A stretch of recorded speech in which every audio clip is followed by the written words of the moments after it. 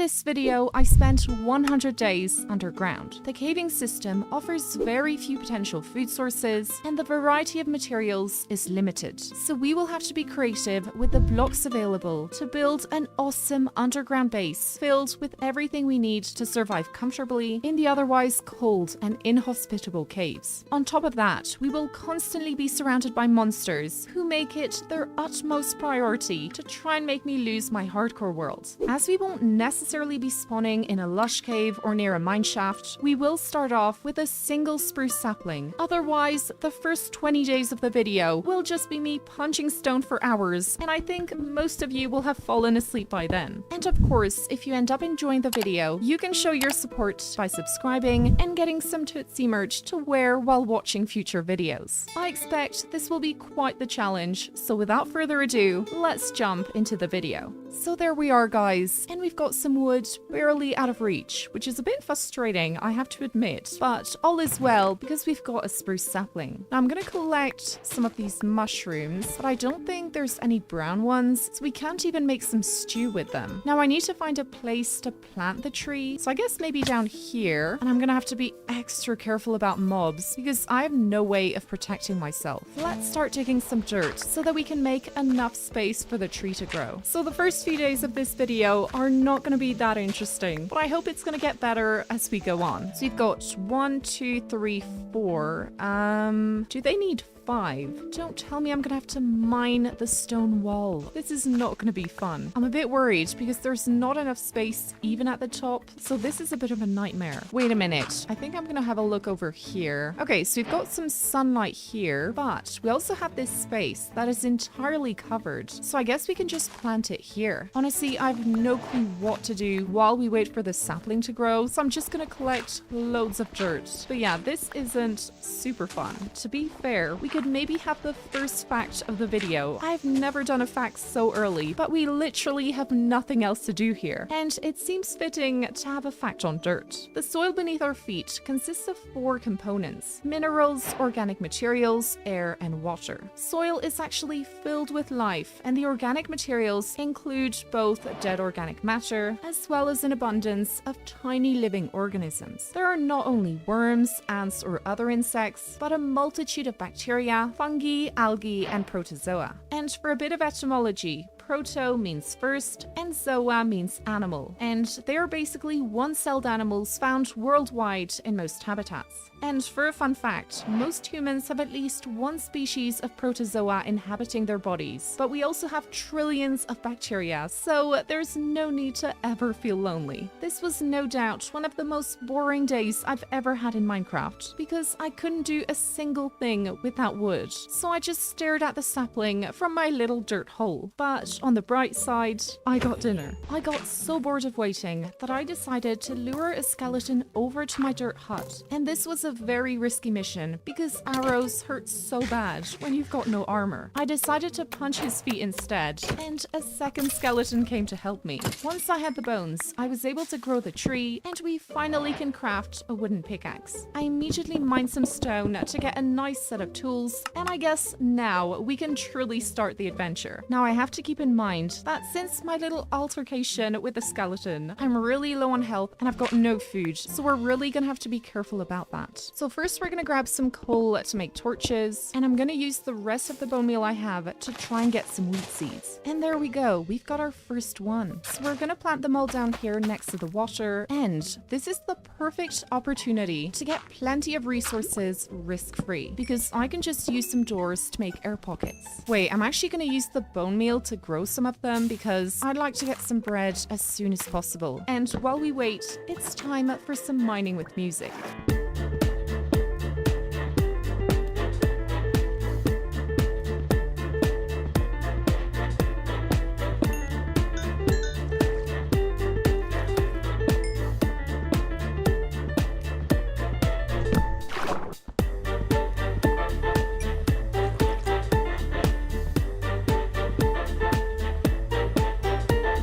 After crafting a shield, I decided the best thing we could do now is mine down to diamond level to find a larger cave opening or even a mine shaft. Oh, and by the way, this is my new caving buddy, Buster. And if we manage to find a name tag, I will of course officially name Mr. Buster. So I dug down to deep slate level and got surprised by a silverfish. And I guess when you're this low on hearts, you have to be careful of even the smallest of creatures. I decided to explore a cave near the surface to get some rotten flesh and iron. Further down in the mine, I heard a bat through the wall, so I mined towards the sound and found this much larger cave, though I wasn't fully prepared to enter yet. Back at our mini settlement, I felt really silly seeing I had made the farm one block too high, so the crops weren't irrigated. I guess they don't call me Silly Tootsie for nothing. On the right side, I managed to get a carrot from the zombie, so we'll soon be able to eat normal food. With a couple extra hearts I got, I finally felt ready to enter the large cave, so I made sure to place down a few torches and killed off Mr. Annoying Creeper. I'm quite delighted because we have found our first few diamonds. And we also have a geode right here, which will be perfect for decorating the future base. And just to point out, I really believe this is the most difficult start I've done yet, because I'm exploring this cave with no armor and no food. But yeah, we're gonna sort this out soon with the diamonds. Yeah, we've got another one here, so I might be able to craft a helmet. Oh, and there's another one here. This cave is excellent. So I crafted some diamond leggings and an iron chest plate, so we should be slightly more protected. And I guess lunch has come along. Amethyst blocks are not the priority right now, but at least we know where to find some. Well, that's lovely. We also have an afternoon snack.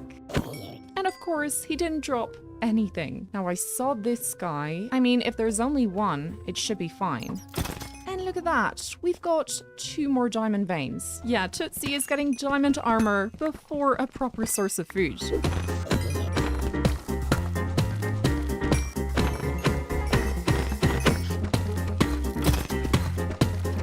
Look what I found, guys. This has to be the trial chambers, and I think we can get some fairly decent loot from it. My inventory is full, so I think we're gonna make a quick trip back home to drop off everything, and we'll come back to get as much loot as we can. For the first time in about 5 days, I got all my hearts back. I also went to grow a spruce tree for getting extra wood, and then made my way back to the trial chambers. It was surprisingly quite a relaxing experience, because I was just breaking some pots and barrels to get some loot, and I even found a spruce tree, so I broke all the leaves to be sure I had a sapling. Fair enough, the loot I got isn't very good, but on the bright side, we got an oak sapling, so this is gonna be perfect for farming wood. And I of course didn't go near these guys because I'm not sure I'm prepared yet, but yeah, give me a bit of time to think about it. Wait, is this part underwater? It is. Oh wow. So yeah, let's see if we can get anything interesting. Sadly, it doesn't seem like it, and oh my. Okay, this maybe wasn't as good as I thought it would be. He followed me. Wow, I'm impressed.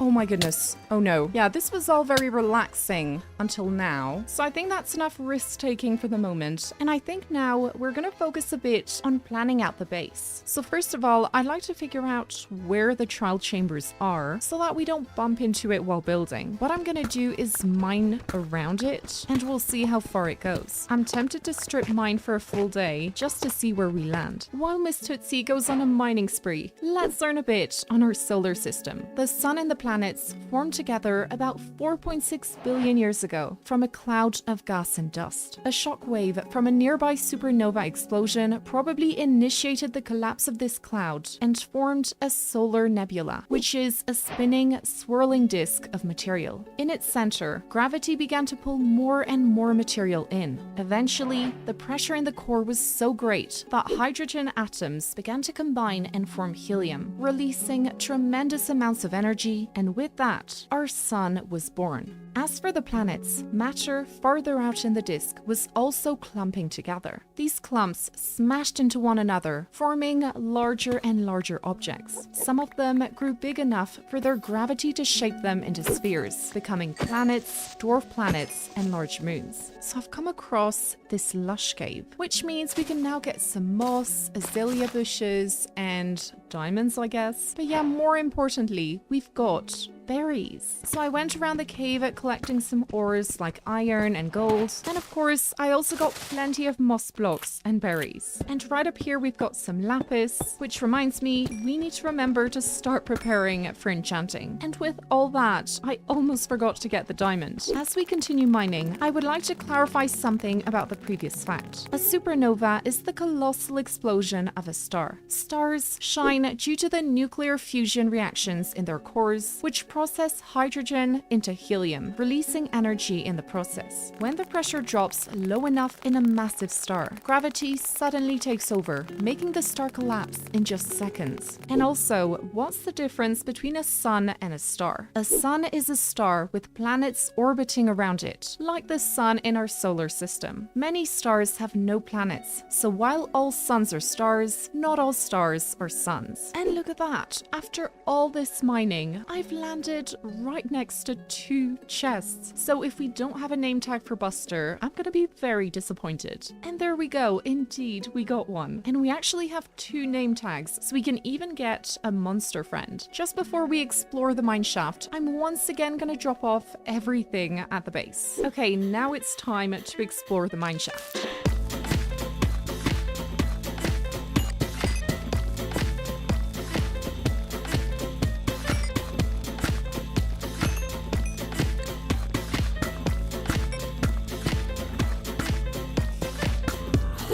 Well, it looks like we have found our source of XP for enchanting. Yeah, these guys are no longer snacks because I much prefer eating carrots. And we seem to be getting a lot of name tags, so we're definitely gonna have some companions on this underground adventure. And talking about companions, we've got a little brown axolotl. So I quickly need to craft a bucket. And by the way, we are getting so many diamonds. I mean, I don't need these diamonds to be fair, but yeah, I'm still quite happy to get them. In you go, little one. And we're gonna name her Mud after one of my viewers' guinea pigs. And I feel this name suits her perfectly because it looks like she's been rolling around in mud all day. I feel this was a pretty successful Tootsie mission because we got so much loot and a new friend. And now I feel it's high time to start making our base look a little cozier. I headed down to deep slate level and then walked back up a few blocks because mining stone is much quicker than deep slate, so that'll save us some time. I started digging up a 31 by 31 square, but as we didn't have an enchanted pickaxe yet, I thought it would be best to only dig out a quarter of that space for the moment, and then later on enlarge the base to its final width. I suddenly realized we had water above the area I dug up, and then deep slate right under, so I had to dig out a full new spot further off. But yeah, this is better than having to mine huge chunks of deep slate or fill up underwater caves. I noticed many of you love when I implement French in my videos, so while we dig up a nice area for the base, we might as well have a fact in French. La plus ancienne roche intacte découverte à ce jour sur Terre provient du complexe gneissique d'Acasta, dans le nord-ouest du Canada.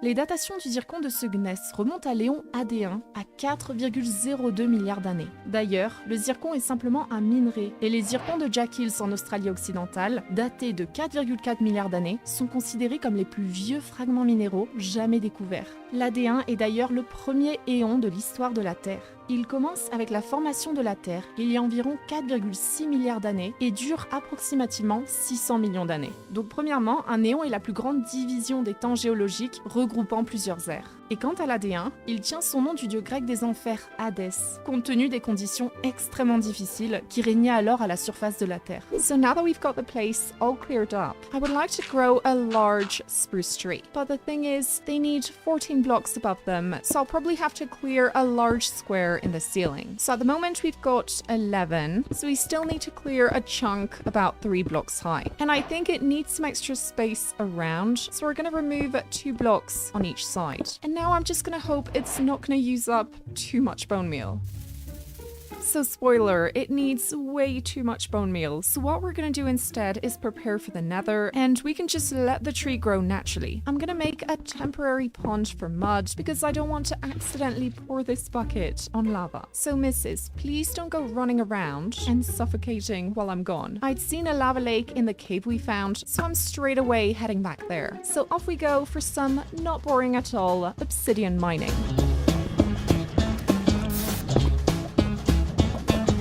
decided to add a tough brick wall just to be sure mud is staying safe.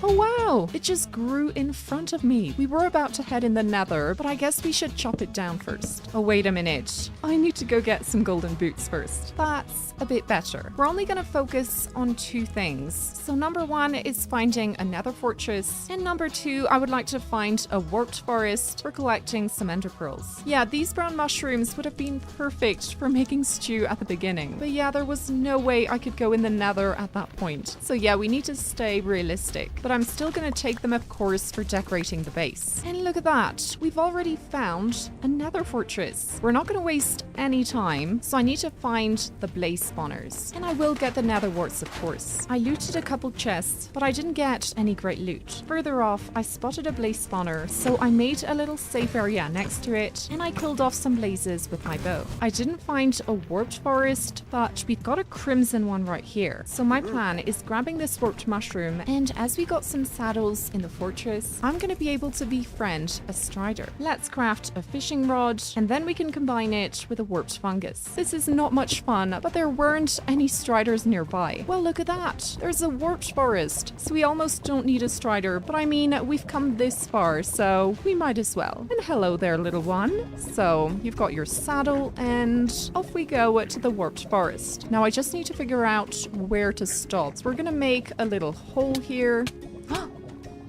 Oh my.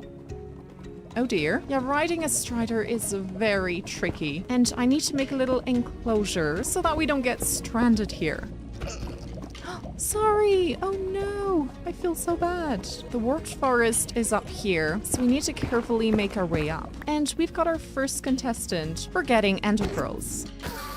And there we go. First one. This seems to be the smallest warped forest ever. Oh, we've got another contestant. Come back, mister. Where are you off to? I think he teleported in lava. And we got a second one. But yeah, I think we're set for the moment. And we're gonna name this little guy Hafiz. Please don't suffocate me this time around.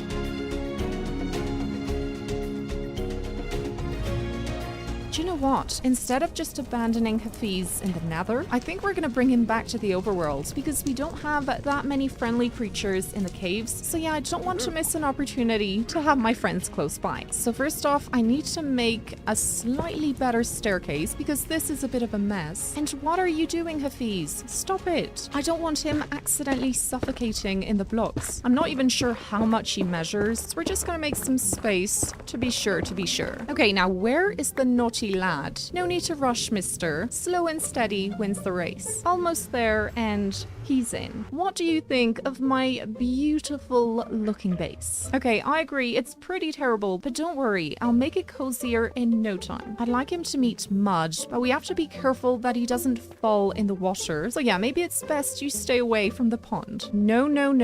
What are you doing? Get away from here. What I'm gonna do is fence it up because I don't think this guy is the smartest. I'm gonna make him a small lava pool, and then it will be time to start adding detail to the base. Now that's a good boy. And just to be safe, we're gonna add some netherrack. And I also crafted an anvil to be able to name the animals soon. So what we're gonna do is go up 1, 2, 3, 4, 5. Then we can strip the bottom blocks, add trapdoors up here, and then 2 stairs. And now we can repeat this every 5 blocks.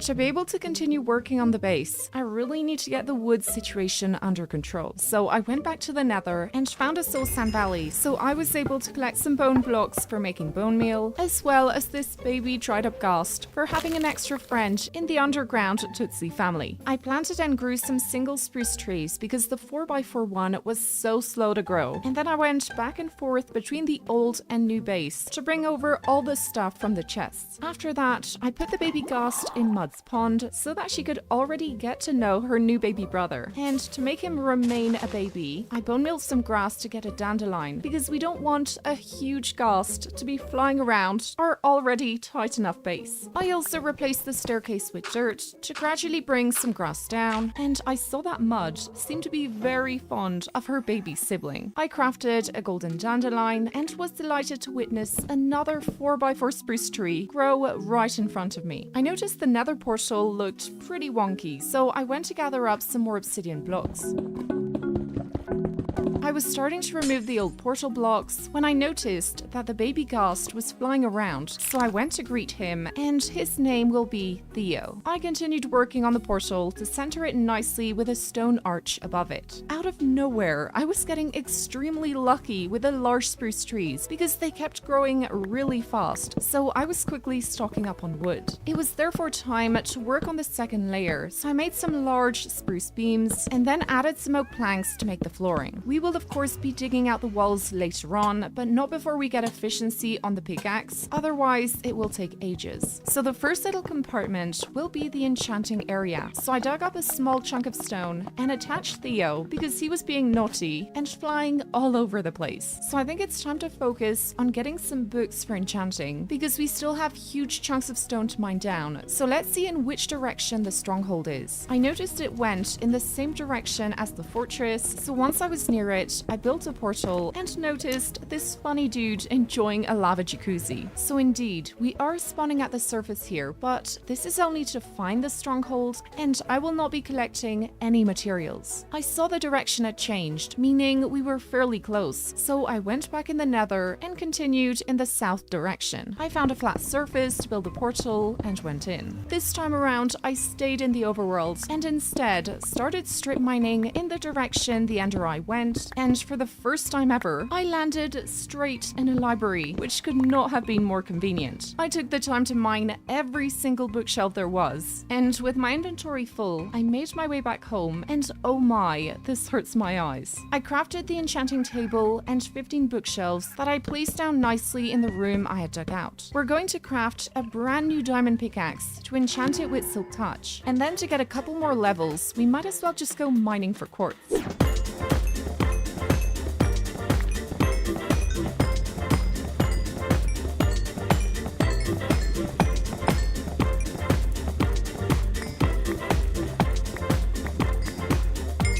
I got efficiency 4 on a second pickaxe, and then started sprucing up the enchanting area by adding bookshelves, oak planks on the walls, as well as potted plants and hanging glowberries with a single spore blossom to give that nice green particle effect. I of course didn't forget about the geode, and all the crystals were fully grown, so I mined them all with a silk touch pickaxe and got a couple stacks of regular amethyst blocks. I placed the latter on the floor around the enchanting table, as well as a couple crystals on the bookshelves.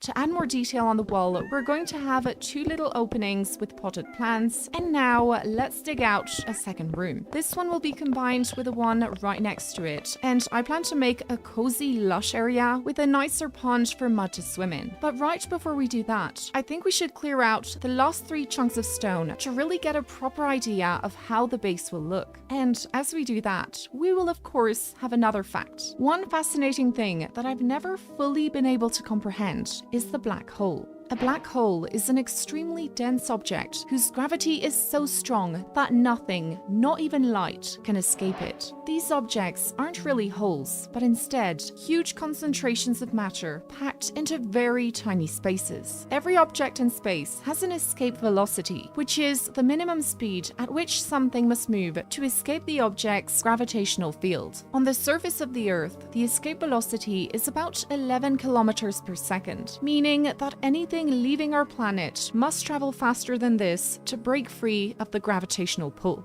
Black holes don't emit or reflect light, making them effectively invisible to telescopes. Scientists primarily detect and study them based on how they affect their surroundings. They can be surrounded by rings of gas and dust called accretion disks that emit light across many wavelengths. A supermassive black hole's intense gravity can also cause stars to orbit around it in a particular way. There are some common misconceptions about black holes. So first of all, they are not wormholes, meaning they don't provide shortcuts between different points in space. And this is something I learned just now because I always thought they were a sort of cosmic vacuum, but they actually don't suck in other matter. From far enough away, their gravitational effects are just like those of other objects of the same mass. Well, I've got to say, this is really nice to look at. Well, not actually, but I mean, it's nice to finally have some space. So as promised, we're gonna make you a cozy new home over here, And I'm not forgetting you, Hafiz, though I'm a bit scared that the lava will burn down the wood, so we're definitely gonna have to be really careful about that. We're gonna start by clearing up the floor and replacing it with some moss. I realized I forgot to get clay, so we're gonna head back to the lush cave to collect some. Once I got back, I started working on a small pond, and I put some clay on the floor as well as all around, and finished decorating the floor by bone mealing the moss. As you can see, the walls and the ceiling have some different colored blocks, so what we're gonna do is first replace the walls with oak planks. Look at that, Buster has come along, so I'm quickly gonna make him a name tag before he despawns. Wait a minute, I'm super worried he's gonna burn in the lava. So I'm sorry, Hafiz, but you're gonna have to live in a confined space for a bit.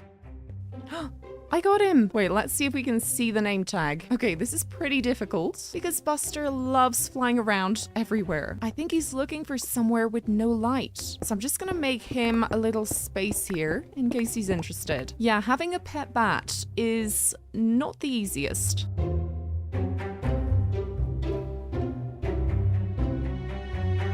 And for the ceiling here, we're just going to remove the granite, replace it with stone, and add a couple cobblestone blocks here and there for detail. And to make the area even more lush and vibrant, we're going to add some azalea leaves, glowberries, as well as decorations such as amethyst blocks and potted plants. And there we go, Mud's area is complete. I know this doesn't look good, but it's the only way to get out of the base, so I'm just going to place a door, and later on we'll block it up once we have another exit. And by the way, Buster has found a little spot. Okay, miss, today is moving day, so I hope you will enjoy your new pond. And I just realized we also need to add some lily pads. Well, they're actually called drip leaves. What are you doing up here, miss? This axolotl is crazy. And why not add a bit of seagrass as well? So Mrs. Mud is all set. And I think this little lad will be happy to have his own space because it kind of looks like you're in prison at the moment. But yeah, I'm sure Hafiz can understand it's to protect his friend Buster. Now I'm wondering, in which compartment should I do the Strider home? It's a bit annoying because I wanted to do it here, right next to the nether portal. But yeah, you decided to choose exactly this spot. I mean, it should be fine for the moment because I will only be placing the lava at the very end. And I know what you might be thinking. Tootsie, why are you doing homes for your animal friends before things that are actually useful like farms, a smelting area, etc.? Well, if you know me a bit,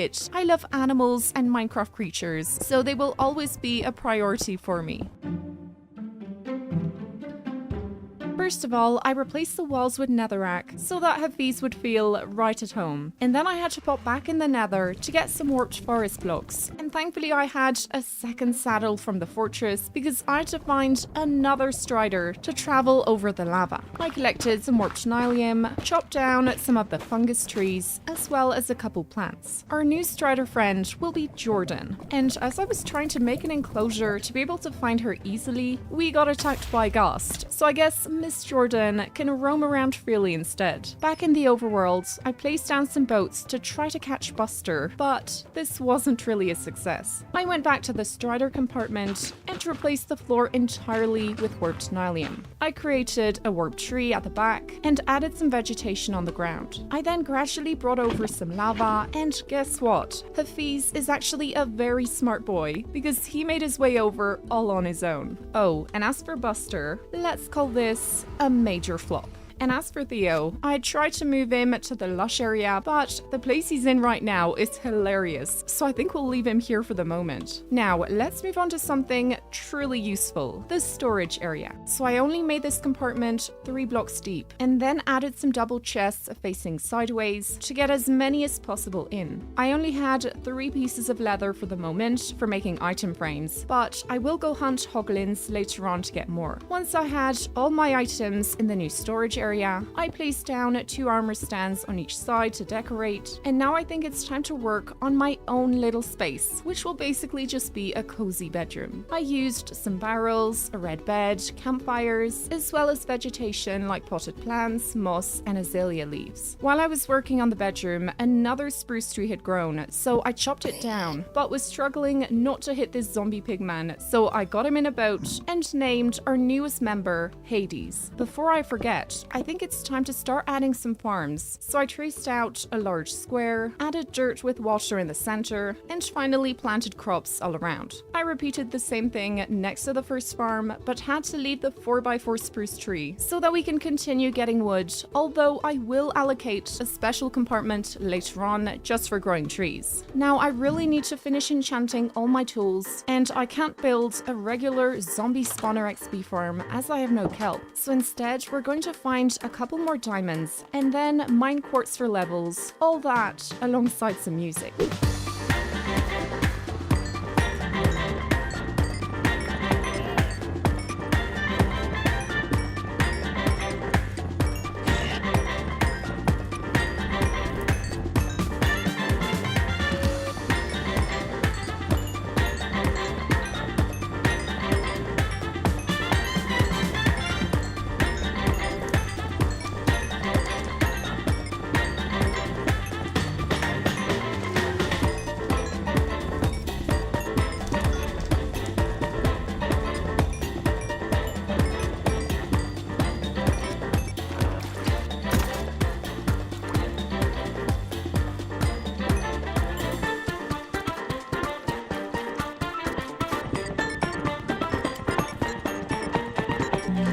We've got all our tools enchanted, and I found a second axolotl, so she's going to be Mud's girlfriend, and I think the name Trinity will suit her. And how about renaming the axolotls in the anvil? Next off, I'd like to start working on the second layer, and to be able to go up, we're going to build 2 staircases on this side. I started building the staircase on the left side, but quickly changed my mind because having just 1 staircase in the center will take up less space. And now we can start clearing out a 5-block large chunk of stone all around the top of the base.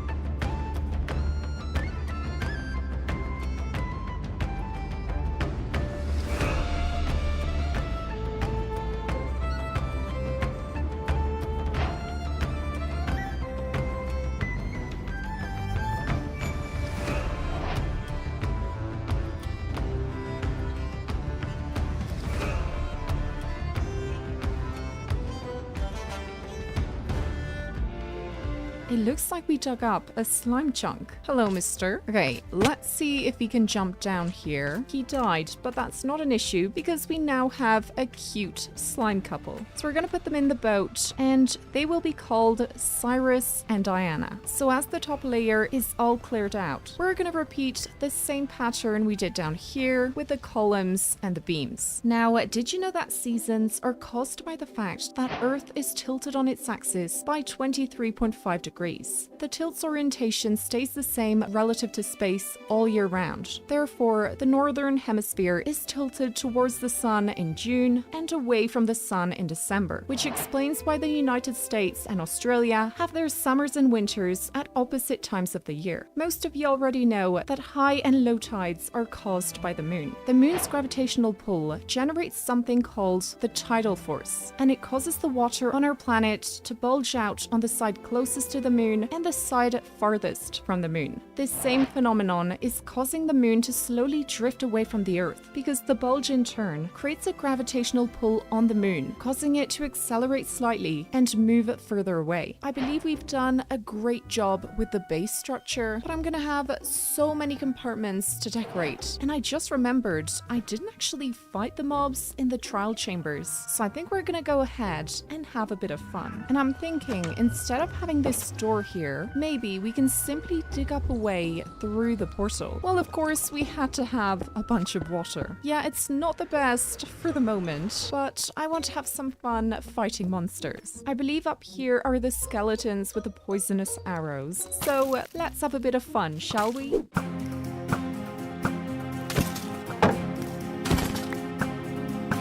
We've got a whole group in here. I have no clue how I'm gonna get them. What I'm gonna do is lure them and try to get them to kill each other. Yeah, they're pretty silly guys, so I think this is a good technique. And now I'm just gonna get the rest with my bow. Okay, let's have a look upstairs if we've got some loot. Okay, perfect. We've got 2 keys. Let's crack open all the pots, and we might as well grab... Oh, Oh dear, I didn't see you there. I'm gonna try to get him with my bow. I feel it's a bit safer. Oh no, okay. Okay, you have chosen the axe. But yeah, what I was about to say is we're gonna collect all the bones for bone meal, and how about getting these bone blocks as well?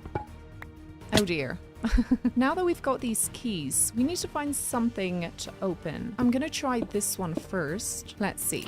There we go. I'm a bit disappointed. I thought the loot would be better. And as for the one up here, I'm wondering if we can open it, but probably not. Oh, maybe we can. Oh no, it doesn't work. I admit I'm a bit underwhelmed with the loot in the trial chambers, so I'm going to explore a bit more, and if we still don't find much stuff, we're just gonna go back to building the base. I think you know what decision I took, and anyway, we've got so many little compartments to fill up, so let's not waste any time. Right next to my bedroom, we're gonna make a little nether wart farm. I'm going to try to make it on 2 levels, so we're gonna have the first level on the ground here, and then a second level on top. Then we can plant all the nether warts and add some trapdoors at the front. And actually, to make the transition a bit smoother, I'm gonna try to replace this part with slabs. Actually, I decided to put some trapdoors because I feel they look nicer. And up here, we're gonna have some weeping vines on the sides. Oh, actually, it's a shame if they're tiny, so I'm probably gonna put them here instead. And up there, we can have 3 pots with some crimson and warped mushrooms. And let's quickly bone meal this one. And before I forget,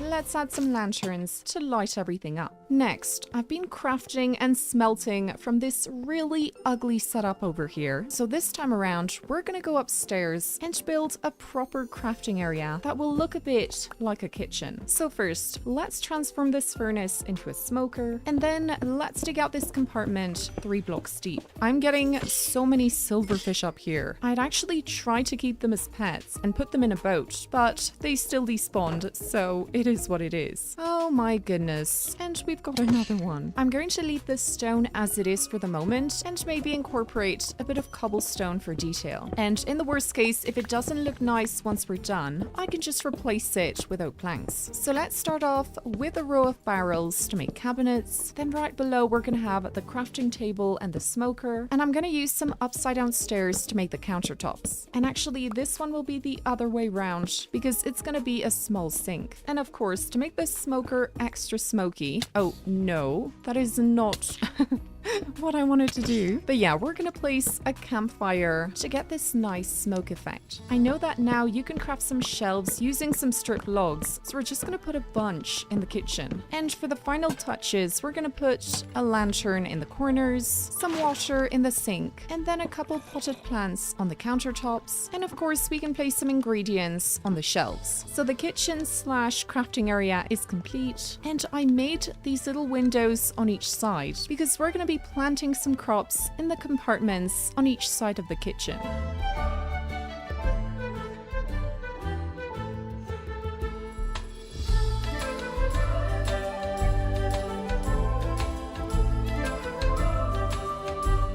As for the crop farms in the center of the base, I decided to move them a bit to the side to be able to fit a third one. So we'll have the nether warts on the right, carrots on the left, and wheat in the center. I also made 2 extra crop plots on either side of the staircase for planting pumpkins and watermelons. I made another attempt at capturing a bat, but soon figured out it was impossible to catch one in a boat, so my hopes of getting a buster number 2 were quickly fading. So instead, I think we should build ourselves a smelting area, so I cleared out a spot near the crafting area and placed some smokers and blast furnaces on the bottom level, and then 2 rows of regular furnaces with barrels on top. I decorated with a couple plant pots and trapdoors, and finally I added some campfires for the smoke effect coming from the bottom row. For continuing the base, we will of course need a place to grow trees for wood, so I cleared out a long corridor, made a line out of dirt, and planted some oak saplings on top. As for the spruce tree, I knew it wouldn't be centered and therefore won't look nice, so what we're gonna do is create a special entranceway using spruce wood, and we can add some spruce leaves for the doorway. And thanks to that,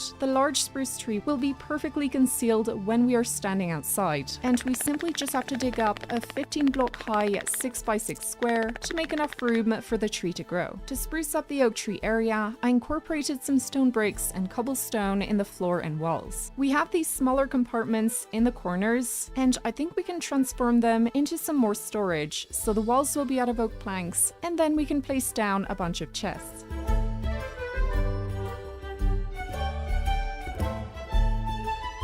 To take a small break, I decided to head into the nether to start collecting leather from hoglins. I made a simple pit with some trapdoors so that they won't hesitate to jump and fall inside. I then lured a couple hoglins over and bred the first couple. Gradually, more and more hoglins came in on their own, and I decided that the best thing I could do now is mine quartz for levels near the hoglin pit so that they can grow up and I could enchant my sword with looting.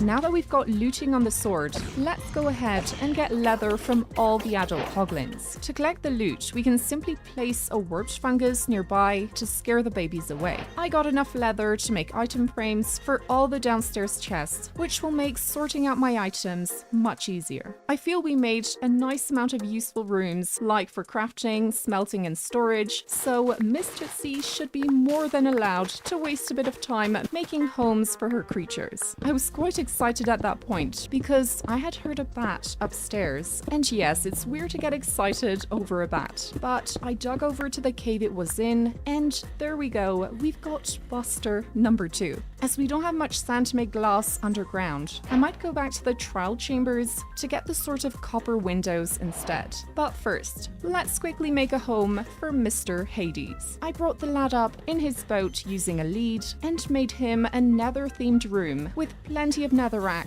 and a bit of vegetation here and there. The final touch we're going to add before we're going to get copper grates is making a more cozy pathway around the base using plenty of moss, as well as coarse dirt, gravel, spruce planks, and stone bricks for a nice contrast in color and texture. We're here to collect some Tootsie windows. Yeah, they're not at all called windows, they're grates. Oh!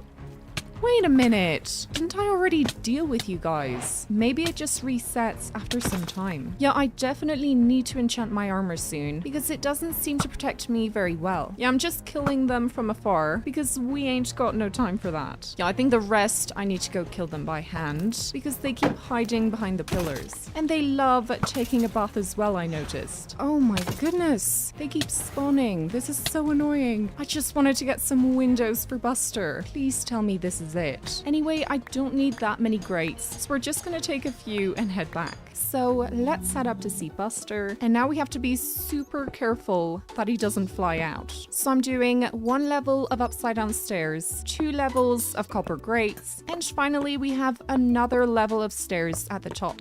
We are set, and I think I woke up Mr. Buster, so now we have to carefully make our way in to spruce up the interior a bit. Yeah, I'm sprucing up the interior with spruce, which is quite perfect. I think we're gonna keep it simple and just make the walls out of spruce planks. And to decorate, we can add a couple plant pots, as well as azalea leaves and glow berries. And there we have it. We've got Mr. Buster in his cozy home. And there is no risk of him getting lost in the nether. Next, I would like to do the potion room, because if I get the time, we might as well fight the Ender Dragon. I need to get an extra blaze rod for crafting the brewing stand, so back to the fortress we go. So I got 1, but I will go back to the spawner to get more for brewing potions. We're gonna start with the lower part, so I'm gonna plant some nether warts on each side, and then we can have a countertop in the center with the brewing stand and a crimson fungus pot on either side. And as for the back, we still have loads of bookshelves from the strongholds, so we can place them down and add a chiseled bookshelf here and there for a bit of contrast. The brewing area is complete, but I'm realizing we need some storage to put all the brewing ingredients in, so instead of having oak here, here, we're gonna place some barrels. Straight on the opposite side, we could make a little library or a kind of study area for reading books peacefully. I made a small chair using a slab, a trapdoor, and some signs for the armrests, and then in front we will have a desk area with a lectern, a potted plant, and behind plenty of bookshelves covering the whole back wall. I stocked up on wood and then moved on to creating a couple decorative compartments using terracotta for the back wall and making simple shelves with potted plants on them. At the back, I transformed 4 empty rooms into farmland, but instead of planting wheat and carrots, we'll have pumpkins and watermelons. Once the extra farming area was complete, I moved on to adding some more chests in the corners. To make the upstairs storage areas a bit nicer, I feel we need to add some more item frames, so back in the nether I went for breeding more hoglins, and at the same time we're gonna get levels for enchanting the armor.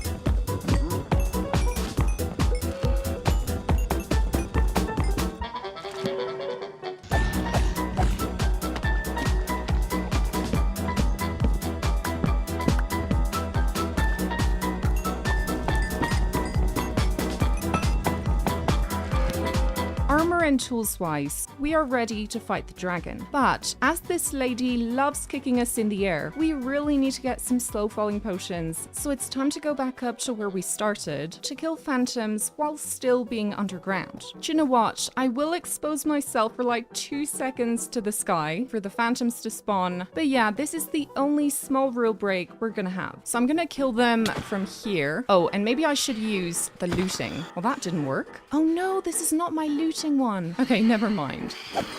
And there we go. We've got some phantom membrane. I got 3 membranes from 3 phantoms, so that's perfect. And now I need to find a bit of sand by digging close to the surface. So I found a river, but we're just gonna mine some of the sand underneath. And now all we need to do is brew some strength and slow falling potions. We're also gonna combine the 2 bows to get power 4. And as for the swords, I'm not gonna combine them because this one has fire aspect and it's gonna be really impractical for hunting enderman. Now just before we go back to the warped forest, I'm gonna go get a couple more blaze rods to be sure to have enough ender eyes for the end portal. It's probably gonna be a bit slow, but I'm going to attack the blazes with a looting sword to get blaze rods as quickly as possible. Honestly, I think this is all I need. And now we need to try and find Jordan. I think this is her, so hopefully she's gonna see me. There you are, miss. Let's go back on your favorite warped forest trip. Considering how tiny this warped forest is, I'm afraid getting ender pearls will take ages, but we'll see how it goes. I mean, it's already good to have looting, because for example here, I got 3 ender pearls in one go. But I'm wondering, as I'm so low down, maybe there's a larger warped forest at the top. Well, actually, it does extend a little, even though it isn't much bigger. So I've got 6, and we still need 6 more. Yeah, I was worried this would take time, but one guy gave me 4 ender pearls in one go, so yeah, that wasn't too bad. Okay, miss, let's set off again, and this time around, I hope we won't have an annoying gust. I seem to have spoken too quickly. I'm just gonna leave her here, because anyway, she's a good girl, and she doesn't wander off too far. I think we are set to fight the ender dragon. So we are back at the stronghold, and I'm quickly gonna break this, because I've had enough of silverfish. It was a good idea to take 12 ender pearls because we only had 1, and there we go. It's dragon time.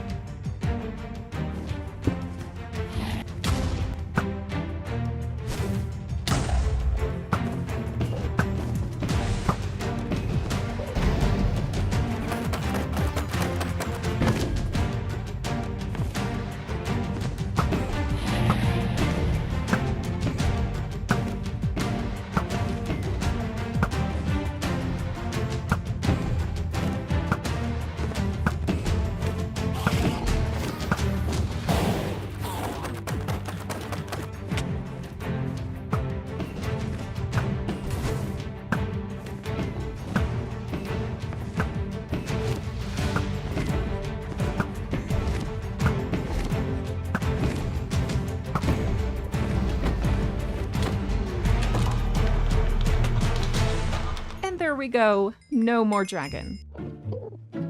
Oh dear, I think I made an enemy. Where did he go? Oh, I think he just fell. So we're gonna have a lovely guy waiting for us when I jump in. I won't go to the end cities just yet because we still need to work on the base, but if we still have time, I mean, why not? Is the guy waiting for me? No, he disappeared. I'm a bit confused, but I'm happy he isn't there. So here we're gonna have a beetroot farm, and then this will be Cyrus and Diana's bedroom, and finally we're gonna have the dragon room. Although I did write loot, but the only loot I got is the egg. So I'm thinking we could pretend to create a nice place for hatching an egg with some fire around it to keep it warm. I actually had to go all the way back to the end to start collecting some cheese blocks. Yes, I momentarily forgot what they're called. I even went over to the end islands to gather up some chorus flowers for decorating, and I made the dragon egg a warm and familiar area for it to hatch.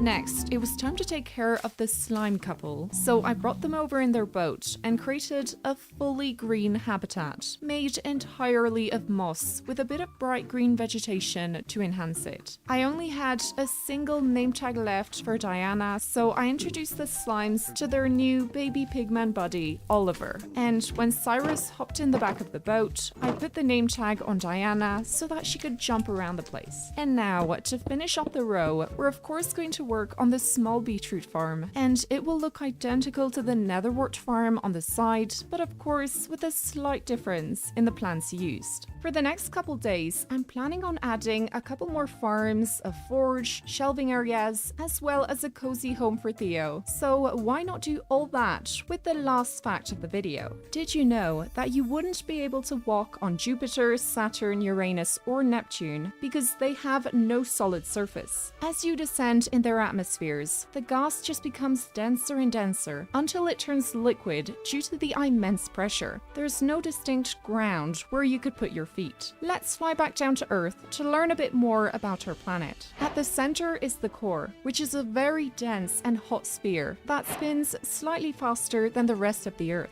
Around the outer core, we have the mantle, which makes up more than 80% of the Earth's volume, and finally we have the crust, where oceans and continents lie. To put it in perspective, if Earth was an apple, the outer crust would be even thinner than the skin.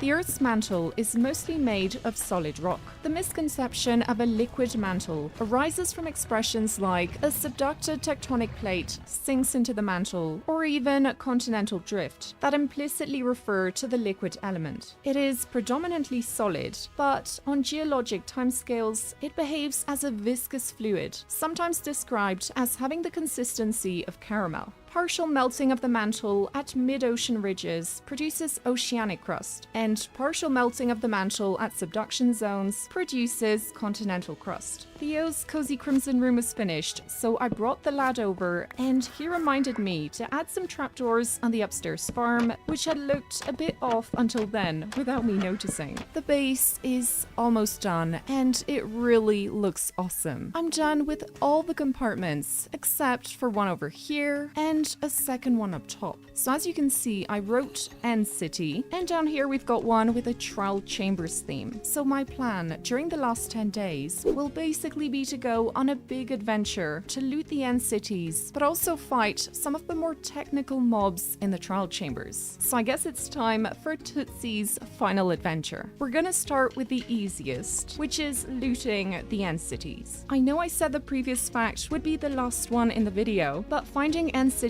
can be quite a long process, so we might as well have another quick one. Around our planet is a cloud of gas called the atmosphere. The name actually says it all. Atmos meaning vapor, and sphere obviously means ball or globe. Our planet's atmosphere can be divided into 5 layers. First is the troposphere, which is the layer closest to the Earth. Tropos means change, and this layer gets its name from the weather that is constantly changing and mixing up the gases. Next is the stratosphere. Stratus meaning layers, and it is called like this because it is stably stratified. Planes fly in the lower stratosphere as it contains little moisture and most of the turbulent weather is found lower down. Then we have the mesosphere, meaning middle sphere, the thermosphere, meaning heat sphere, as it's the hottest layer, and last but not least is the exosphere, which obviously translates to outer sphere. And there we go. You now know all the important layers from the Earth's core to the very last layer of our atmosphere. It actually didn't take much time to find this end city, but now we still need to check that it has an end ship. And it's perfect. We've got one. Time to fight the annoying shulkers and go up the most annoying staircases that have ever been created. I'm gonna try to kill as many as possible on my way up. I just want to reach the top now, please. Okay, we made it. So let's see what loot we have. Oh, that's actually pretty cool because I've never used a spear before. And very important, of course, we don't want to forget the beetroot seeds. Yeah, you did not see this. So I'm just gonna go back down and... oh, okay. We've got another one here. I'm gonna grab the rods as I'm planning on making an end... oh dear. Never mind. So as I was saying, I'm planning on making an end city compartment, so we need to start collecting some of these blocks. Next, we need to shoot these guys when they open. So we can just make a little bridge over to the ship. Okay, where is this ship? Okay. And finally, we can pop inside, and I'm just gonna get rid of this guy before he hits me.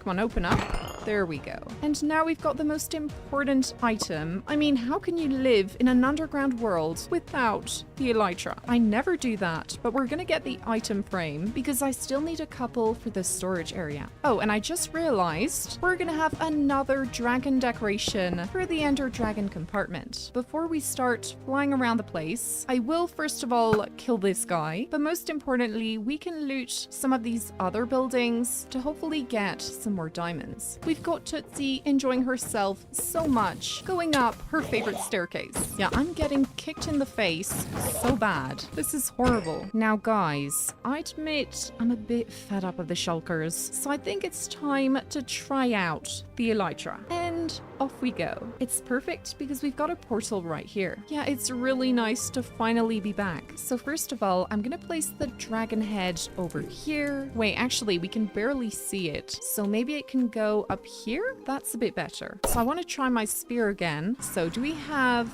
a piglin contestant? Okay, mister, can I poke you with my stick just to see how it works? Okay, so it works pretty well for close combat, but I have no clue how you're supposed to send it. I'm doing the same thing as for the bow, like it just turns and nothing. Anyway, it's time to take a break from the adventure time to build the dedicated end city compartment.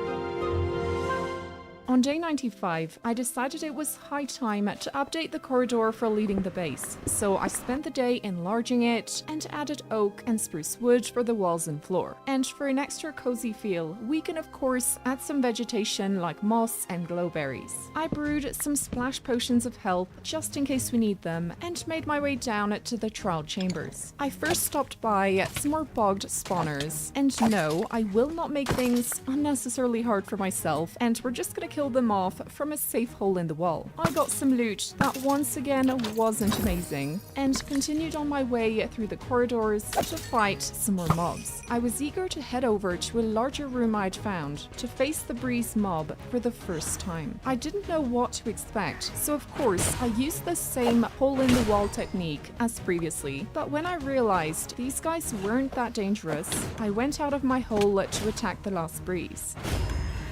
Finally, I cleared out another box spawner and collected the amazing trial chamber loot, as well as a bunch of copper for decorating my base. For the trial chamber themed room, I made the floor and walls almost identical to what spawns naturally, and then made a hanging shelf with a tough table underneath, on which we will place the loot we got in item frames. And there we go, we have spent 100 days underground. This was a pretty cool adventure, and we have built a really really awesome base. So on this last day, I was thinking we could do a tour of the base. We're of course going to start with the axolotl corner, and we can see Mud and Trinity having a nice time in their pond. Over here we have the enchanting table, and as you can see, I moved the armor stands that were supposed to be here. Oh, I need to get rid of this because with the forge next to it, I felt there were way too many armor stands close together. Then we have the storage area, and you can see Miss Tootsie has been accidentally messing around with the items, so we're gonna get them straight again. As I had shown previously, we of course have the forge for making some nice tools, and over here we've got some small farms. Now let's get back to this side. So this is the entrance to the Nether, but also the exit and entrance of the base. And here we have Mr. Hafiz that has been a very good boy the entire time. Now, a very important room was my bedroom. I've no clue when it's daytime or nighttime, but to be fair, it was handy to have a respawn point when getting back from the end. Over here, we've got some more farms with nether warts and beetroots. Yeah, the beetroots were very important. I ate so many.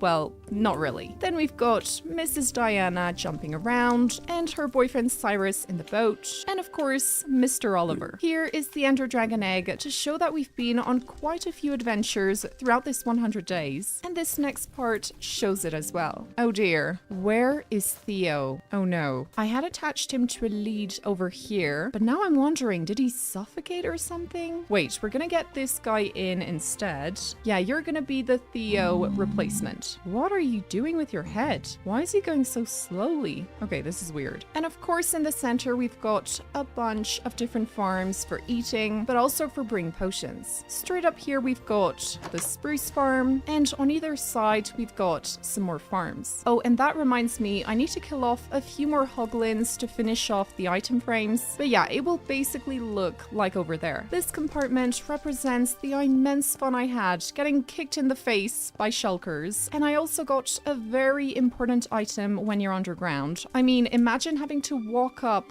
this staircase to get up here. It would just be too tiring, so I'm glad we have it. Normally in here, we're supposed to have Buster, but I don't see him flying around, so maybe he is sleeping? So I'm just gonna have a sneak peek. And indeed, there he is. Next we have the brewing stand, and I'm amazed at how useless the health potions I made were, but it's no big deal. Here we have the smelting area and some more chests for storing all the crops we get from the farms. There we made a little kitchen slash crafting area, and we can say a quick hello to Hades. Over here I made a little study area for reading my book, and next to it is the oak farm. Thank you so much for watching the video, guys. I really hope you enjoyed it, and I noticed I really like spending 100 days underground because as you struggle more to get certain items and blocks, it makes things more challenging, and also I have to be a bit more creative with the building. So of course, if you enjoyed the video, don't forget to like and subscribe, and you can leave a comment telling me what was your favorite part of the video. All that said, I hope I will see you in the next video.